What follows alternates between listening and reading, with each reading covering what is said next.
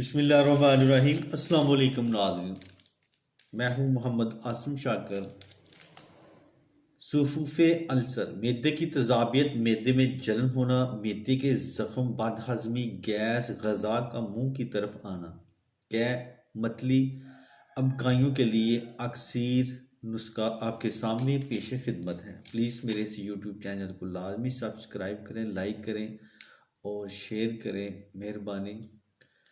दामल खवीम 5 माशे, गुल अरमनी 5 माशे, गुलनार 5 माशे, अशर खाम 3 माशे, असल सूसी मकरशा 3 माशे, बादियान 3 माशे, कशनीज खुश्क 1 तोला, सम्मागे अरबी 1 माशा। तरकीब तैयारी: तमाम अद्वियात को अच्छी तरह साफ करके सफ़ू बमसल सुरमा बना लें।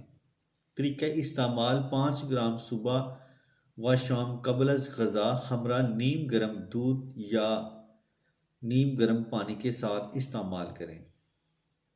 मज़ीद तिब्बी बातें: ऐसे मरीज़ को हल्की, लतीफ़ और सियाल ग़ज़ाएँ ज़्यादा इस्तेमाल करवाएं, मसलन आबे अनार, आबे सनख्ता, आशे जोश, दूध, सागुदाना, यखनी वगैरह। ऐसे मरीज को भूख ज़्यादा लगती है और बेचैनी रहती है। तो इसके साथ ही मैं अब इजाज़त चाहता हूँ।